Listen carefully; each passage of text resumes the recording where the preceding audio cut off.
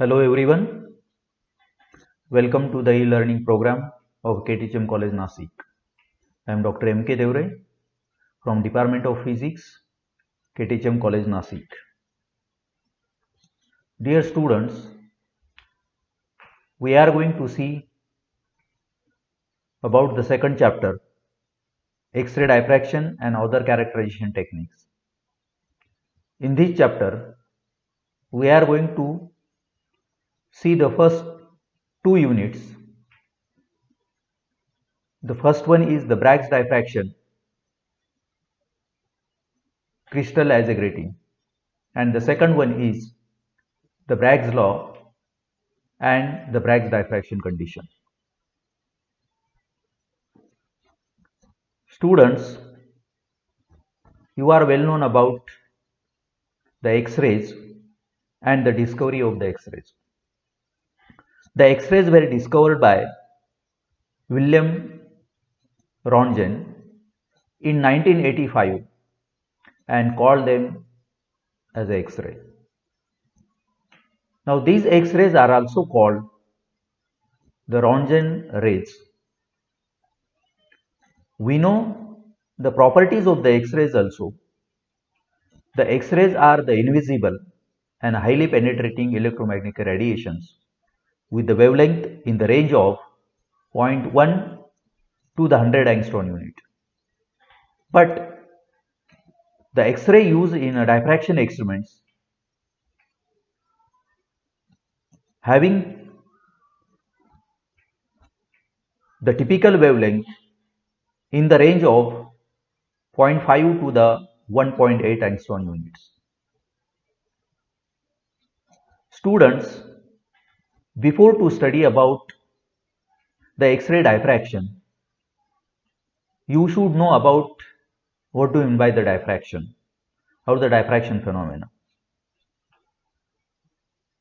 Students, you have studied the diffraction phenomena in Y.B.Sc.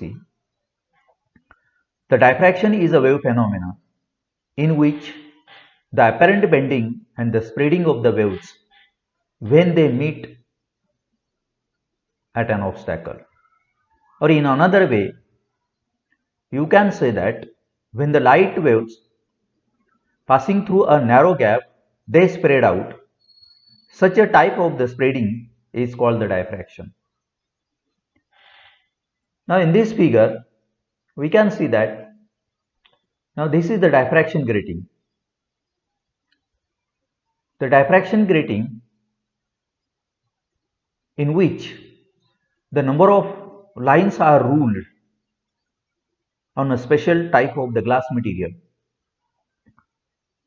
So every line acts as a slit and all these slits are the equally spaced. When the white light passing through such a type of the diffraction grating, then the light gets diffracted and we can see the diffraction pattern. The same concept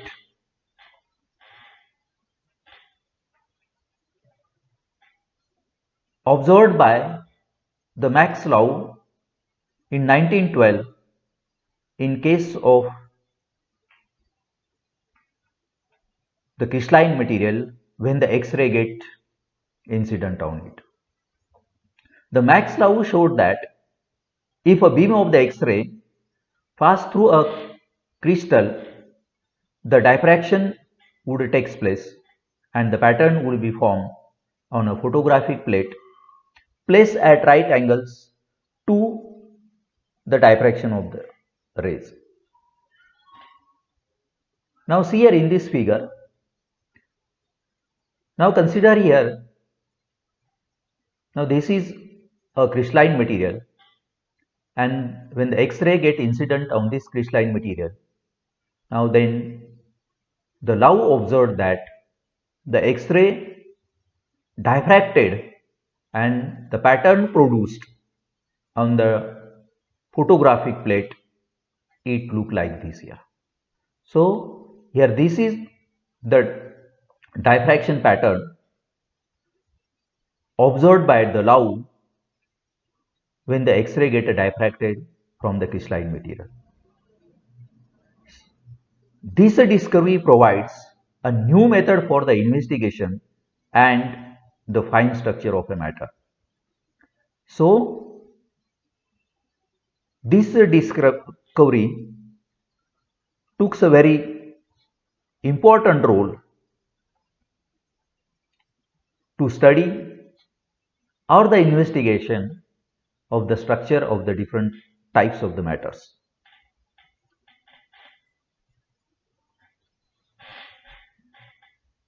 The study of the atomic structure of the crystal by the X-ray was initiated in 1914 by William Henry Bragg and the William Lawrence Bragg with the remarkable achievements. And they found that when a monochromatic beam of the X-ray was reflected from a crystal plane, now this crystal plane acts as a mirror. Sir William Lawrence Bragg was an Australian-born British physicist and the X-ray crystallographer.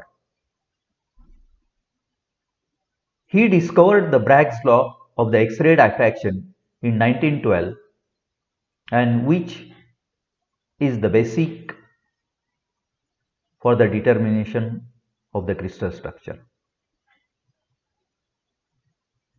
Sir William Lawrence Bragg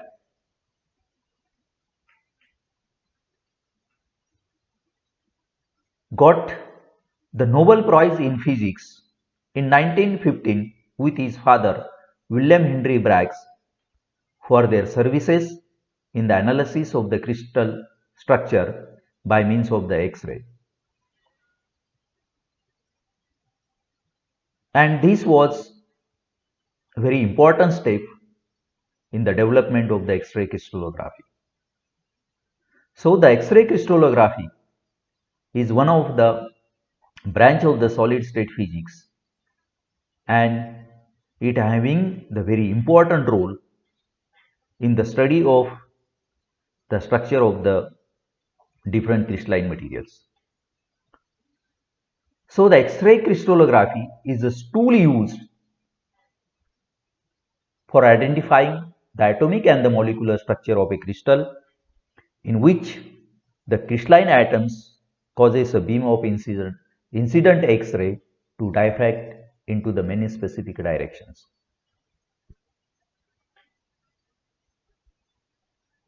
In X-ray crystallography, when the X-ray get incident on the crystalline material, then by using or by measuring the angles and the intensities of these diffracted beams, a crystallographer can produce a three-dimensional picture of the density of the electrons within the crystal. And from this electron density, the mean position of the atoms in the crystal can be determined, as well as their chemical bonds, their disorders, and the various other information can be obtained with the help of the X-ray crystallography. So the students, the X-ray diffraction can be used to study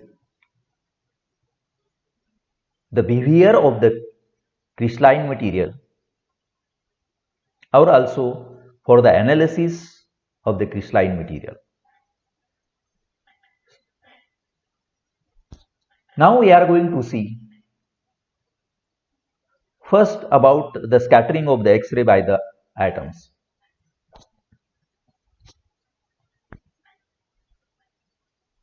Now first you should know what do you mean by the scattering and how X-ray get produced, or how the X-ray get diffracted from the different types of the materials.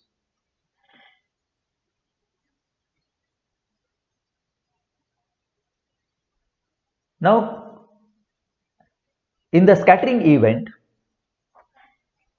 When the X-ray get incident or the interact with the any orbital electrons of atoms, then it changes its direction. Now that means when the X-ray get incident on the any material, then the X-ray photon interacts with the orbital electrons of atoms and it changes its directions. Now in this figure, now see here, these are the orbital electrons, and when the X-ray get incident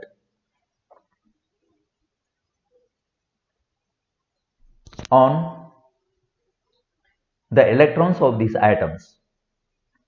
Now when such a low energy incident photon passes near an outer electrons of an atoms, they interact with the electrons of the outermost shell, and these electrons vibrate momentarily at the same frequency as the incoming photons. Now at that time, these incident photons ceases to exist and the vibration of the electrons radiates the energy in the form of the another X-ray photons with the same frequency and the energy in the incident photons, but in a new directions. And such a type of that the scattering is known as the Thompson scattering. So the students, you have to remember about in the scattering of the X-ray by the atoms, when the any low energy X-ray photon get interacts with the atoms, now then when that the photons interact with the outermost electrons of that the outermost electrons of the atoms of that the outermost electrons of the atoms, now then it start to be vibrate and it re-irradiates the another type of the X-ray photons having the same frequency and the energy. So remember about that. What do you mean by the X-ray scatterings by the atoms here?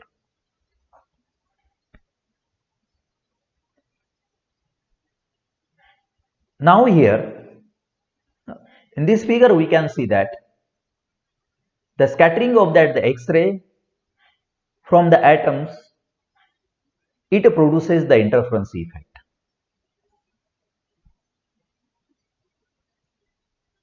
Now see here, a scattering of the X-ray by the atoms of a crystal that produces an interference effect, so that the diffraction pattern gives the information on the structure of the crystal or the identity of a crystalline substances.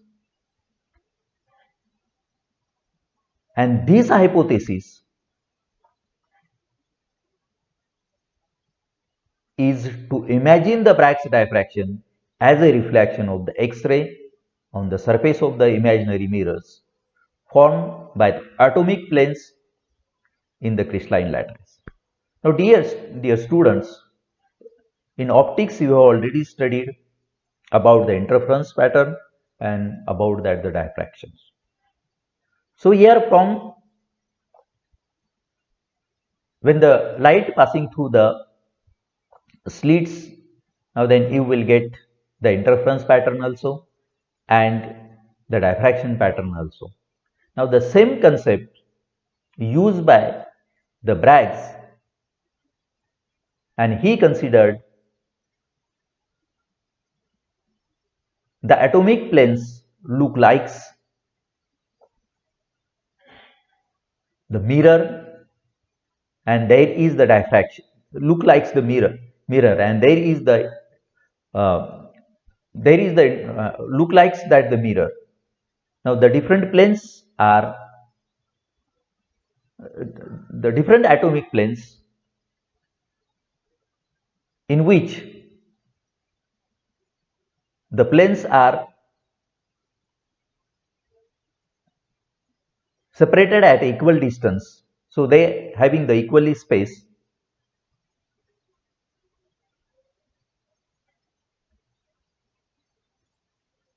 And due to that, it produces the diffraction pattern. Now see here, now in this case here, now we can see that now these are the incident X-ray. Now when it gets scattered from these electrons, if we consider here this is the photographic plates, then there will be the diffraction and you will get the diffraction pattern on the screen here. The same thing is here now in this figure. Suppose if we consider here these are the atoms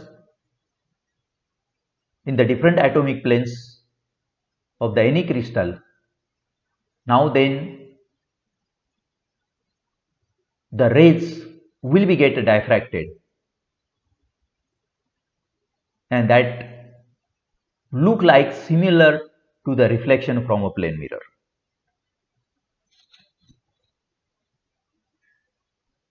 Students, you have already studied about the interference pattern, and when the interference pattern get produced, then we observed that there are the two types of the pattern, interference pattern. One is the constructive and second one is the destructive. So these are two types of the pattern are depends upon the path difference of the reflected waves.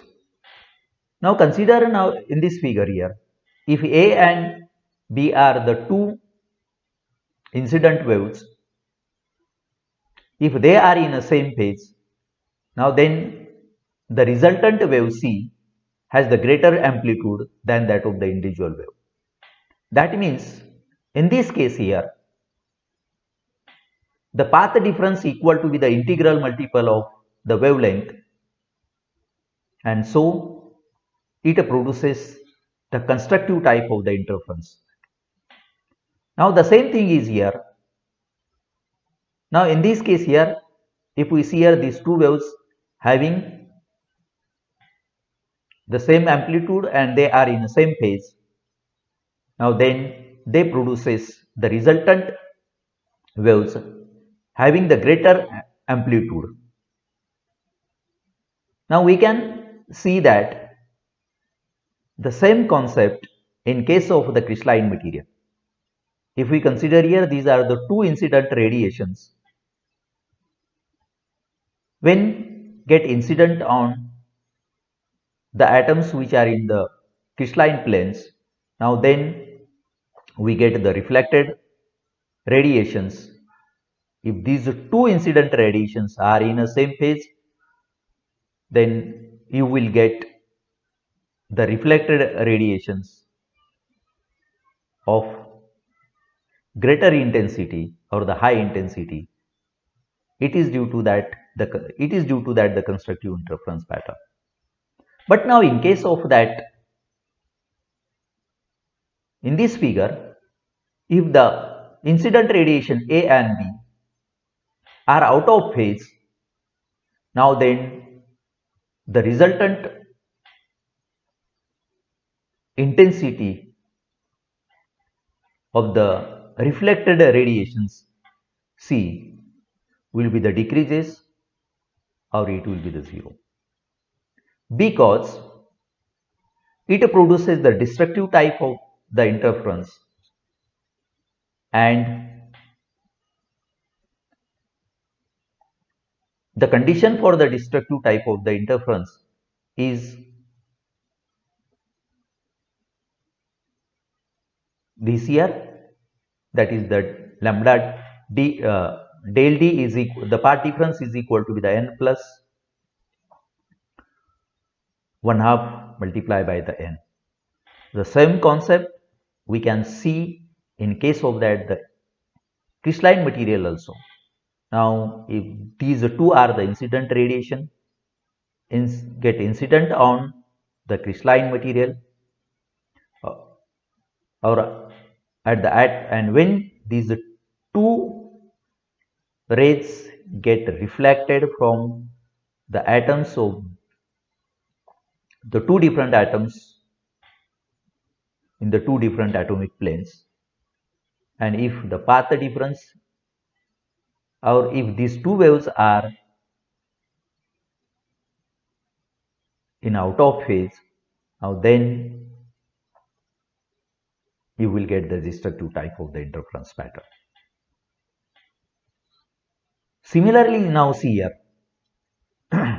in case of that, if we consider the incident radiation as a X-ray, now then see here, if the ray AO and the ray BC incident at an angle theta, then the ray CP and the ray OP2 scattered at an angle theta from the HKL plane, where here this theta is the incident angle and the theta is the reflecting angle. So the incident angle equal to the reflecting angles. So now in this case here, the total path of the ray AOP2 and BCP1 are the same, and hence these rays are scattered in same phase with each other, and hence its resultant intensity will be increases. While the path length of the ray AOP2 and BEP3, these are not in the same phase, and in such a case the resultant intensity will be the 0 over the minimum, because here is the some path difference. That means these ray BEP3 covers the some extra distance, and that is known as the path difference. So here the path difference is DE plus EF, and that is the extra distance. Now the same thing is here, we can see in details about this figure also. Now this is the figure of the constructive type of the interference, and this is the figure of the destructive type of the interference. Now in this case here, when the X-ray get incident on the atomic plane, so you will get, in this case here, now these two incident radiations are in the same phase, so you will get the diffracted beam of the greater intensity. But now in this case here, now if these two incident radiations are out of phase, now then you will get the reduced, you will get the 0 or the minimum intensity of the output radiations. So remember about how you will get the constructive and the destructive type of the, or how we observed the constructive and the destructive type of the interference when the X-ray get incident on the any crystalline type of the materials. Now then we are going to see about that how the crystal acts as a three-dimensional grating. Now students, in Y.B.Sc you have studied about the diffraction pattern produced when the rays get incident on the any transmission grating. You did such a type of that the practical in Y.B.Sc also. Now students, now see here, this is the grating, the on which now these are the number of lines are ruled. Now generally, now in this ordinary plane transmission grating, on which the 6000 lines per inch are ruled there, and if when a yellow light of that the wavelength, the 6000 angstrom passing through it, now then we can observe the diffraction pattern. Similarly, if we consider the crystalline powder material, and in case of that the crystalline type of the material, it contains the different crystal planes in which the different atoms are located there.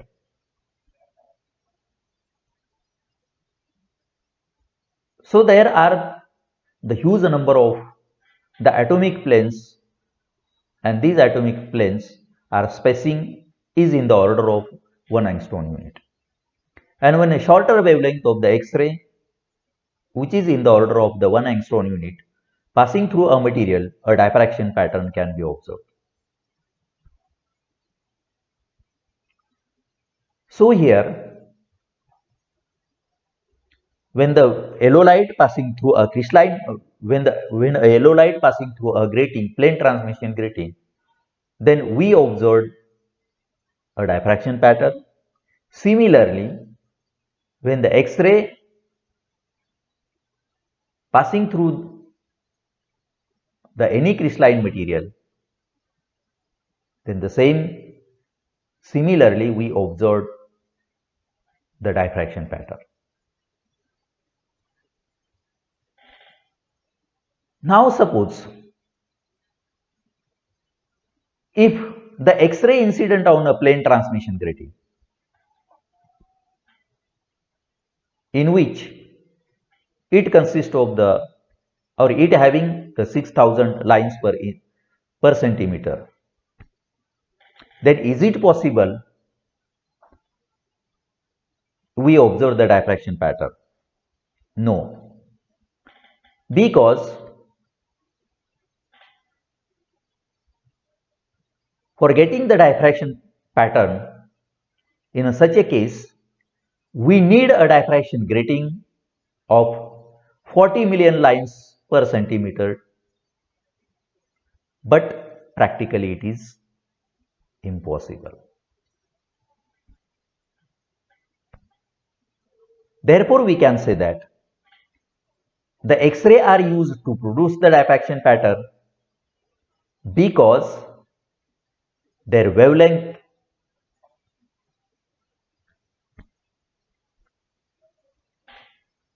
is typically the same order of the magnitude, that is the 1 angstrom, as the spacing d between the plane of the crystal.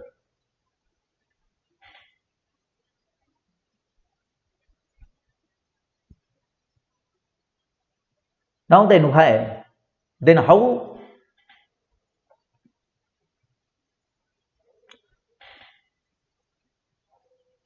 the crystal acts as a three-dimensional grating? Now in case of the plane transmission grating, the number of lines ruled which are equally spacing, and they act as a slit.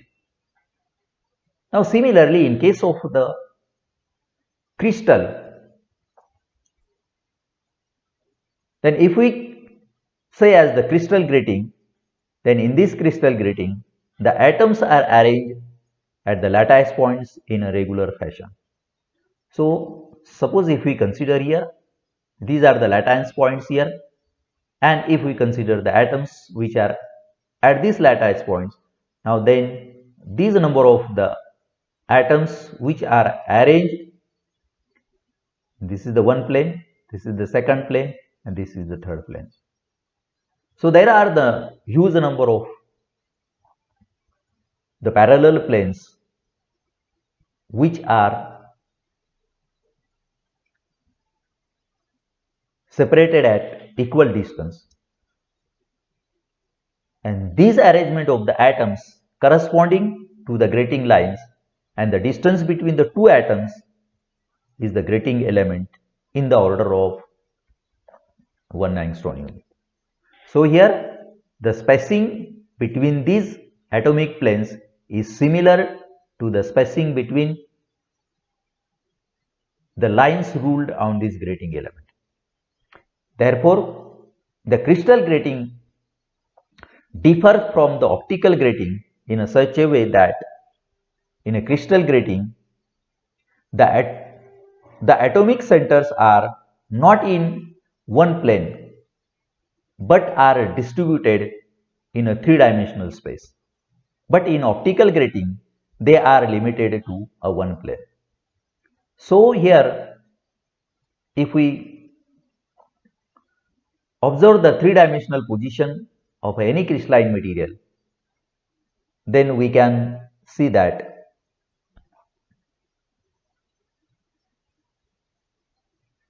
the atomic centers are not in a one plane but are distributed in a three-dimensional space. But in case of that, the plane transmission grating, now we can see that all these are in a single plane. But now here we observe that we can see the three-dimensional view of the any crystalline material. Hence, the crystal acts as a three-dimensional grating with the X-ray. Therefore, in case of that X-ray, instead of the ordinary grating, the crystal gratings are used. So, it is possible to study the behavior or for the analysis of the crystalline material. We use the X-ray diffraction and the crystalline material acts as a three-dimensional grid. Now students, now here we are going to see about the Bragg's law of the X-ray diffraction and the Bragg's diffraction condition. Now consider here the X-ray of the wavelength lambda incident on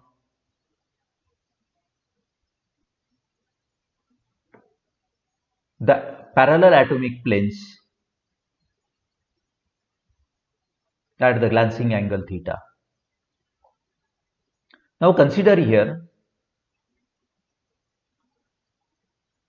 the atomic planes are semi-transparent, and when the X-ray incident on these semi-transparent atomic planes, then partly it passing through it and the remaining will be get reflected. Now in this figure, now consider here that the first X-ray gets reflected from the atom A in the plane 1 and the second X-ray get reflected from the atom B in the plane 2.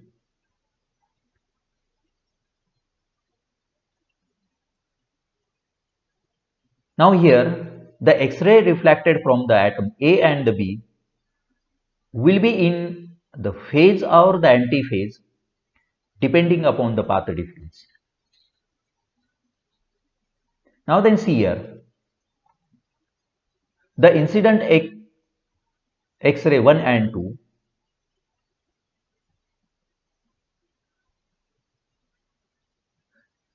now these two rays travel the same distance up to the point A and the M, but the incident ray 2 will cover the some extra distance from the point M, and that is MB. Similarly, in case of the reflected rays 1 and 2, now these reflected rays travel the same distance from the point A and the N, but the reflected ray 2 travel the extra distance from the point B to the N, and that is say as the Bn.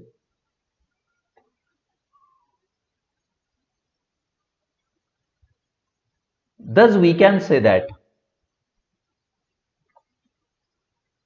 the reflected ray 2 cover the some extra distance from point M to the B, that is the MB, and from point B to the N, that is the Bn. Thus, the path difference between the two reflected beam is, we can write the del is equal to be the MB. Now this part difference, del is equal to be the MB plus Bn. Now say as this is equation number 1. Now then from the figure, if we consider here the triangle BAM and the triangle ABN, then we can write the sine theta is equal to be the MB divided by the D, and the sine theta is equal to be the Bn divided by the D, where small d is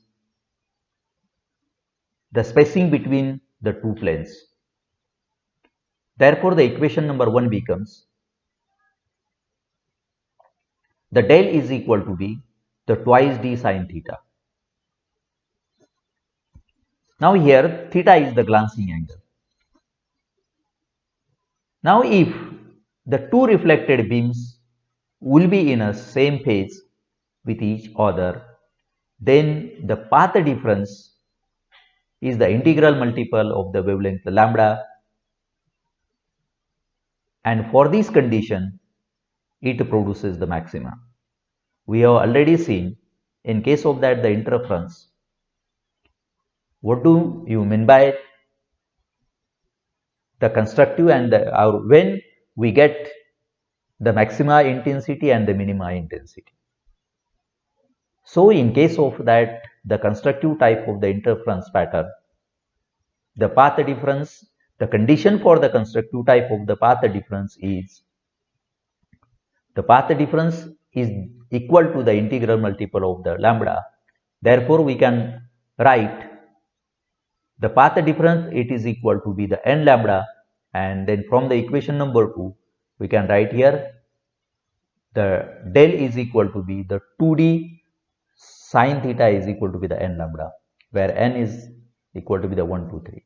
Therefore we can write the 2d sine theta is equal to be the n lambda, and this is the Bragg's condition for the reflection, and it is also known as the Bragg's law. Thus, by using the path difference, condition of the path difference, and the rays reflected, the X-rays reflected from the different atomic planes, we can obtain the Bragg's diffraction condition. So remember about the Bragg's diffraction condition or the Bragg's law, that is the 2d sine theta is equal to be the n lambda. Now if we consider the sine theta has the maximum value,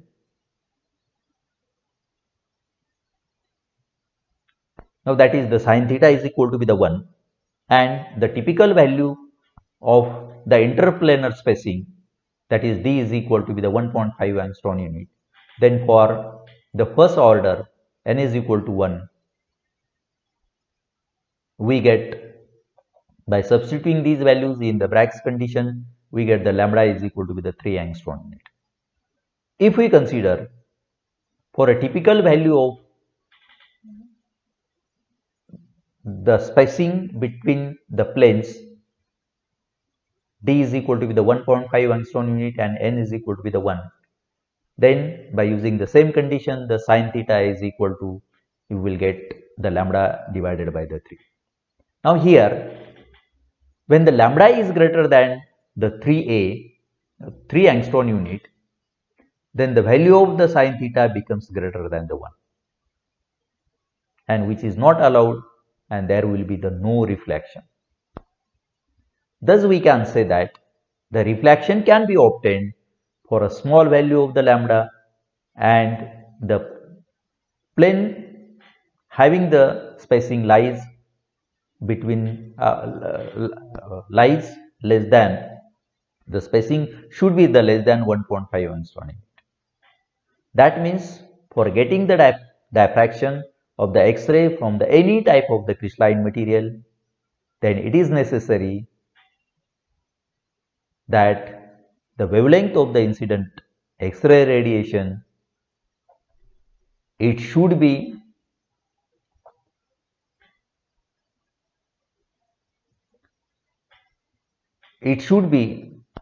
equal to the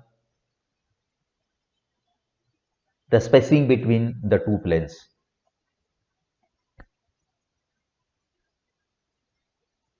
And if the wavelength lambda is very small, of the order of 0.1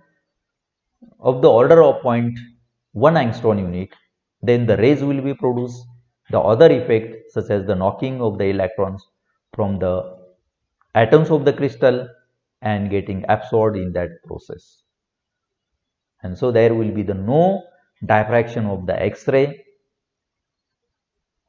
for a very small value of that the lambda. So the students, you have to be remember that in case of that the diffraction condition, the wavelength of the radiation, of the incident radiation, it should be in the range of 1 angstrom unit, and the spacing of the crystalline plane, it should be less than, or it should be in the range of 1 angstrom units. Thank you.